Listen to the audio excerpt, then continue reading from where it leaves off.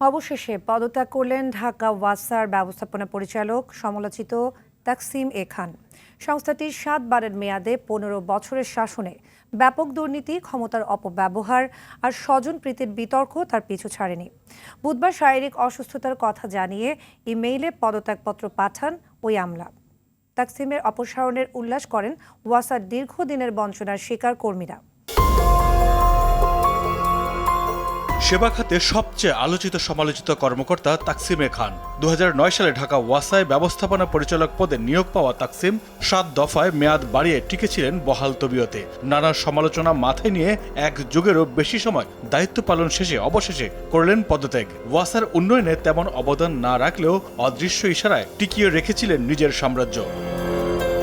Taksim ক্ষমতা নেয়ার পর গত ১৫ বছরে কমপক্ষে ১৫ বার বাড়ানো হয়েছে পানির দাম। পানির দাম বাড়ার সঙ্গে পাল্লা দিয়ে ফুলে ফেপে উঠেছে তার বেতনও। ২০২২ সালের হিসাব মতে ওই বছর ঢাকা ওয়াসার এমডি হিসেবে মাসিক বেতন পেতেন ৬,২৫,০০০ টাকা। করোনা মহামারীর মধ্যেও নিজের বেতন বাড়িয়ে নেন এক লাফে ২.৫ লাখ টাকা। ওইখানকার ডিপ টিউবওয়েলগুলোকে আমরা কন্টিনিউয়াস চালাতে পারছি না। লোক দেখানো প্রকল্প নিয়ে কোটি কোটি টাকা দুর্নীতি ও টাকা পাচারের অভিযোগ রয়েছে তাকসিমের বিরুদ্ধে।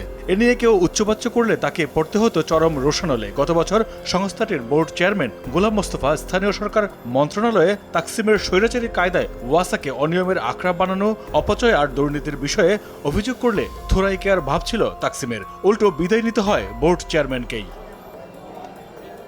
শুধু তাই নয়, তাকসিম বিরোধীদের শাস্তি দেন স্বৈরাচারী কায়দায়। এদের কেউ চাকরি হারিয়েছেন, কেউ বঞ্চিত হয়েছেন কাঙ্ক্ষিত পদ থেকে, আবার কেউ হয়েছেন চরম হয়রানির শিকার। তাই তো তার পদত্যাগে কর্মীদের এমন উল্লাস। তার বিপক্ষে যে কথা বলছে তাকে সাসপেন্ড করছে, তাকে ওএসডি করছে, তার মনের মতন ছাড়া কিচ্ছুই করে নাই। দীর্ঘ ১৫টা বছর সে ঢাকা ওয়াসাটাকে শেষ করে দিয়েছে। স্বৈরাচারীভাবে এই কায়দা সৃষ্টি করছিল যাতে আমরা কেউ ভবনে ঢুকতে না পারি। মামলার করার কারণে তাকসিম এখানে আমাদেরকে ওয়াসা থেকে বের করে দেয়।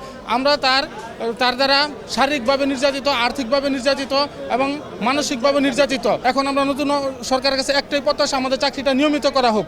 এদিকে ঢাকা ওয়াসায় তাকসিম চক্রের দুর্নীতির বিরুদ্ধে ব্যবস্থা নেওয়ার আশ্বাস দিয়েছেন স্থানীয় সরকার উপদেষ্টা। সেই চক্র ছড়ানো ছেটানো আছে, বিভিন্ন জায়গাতে আছে।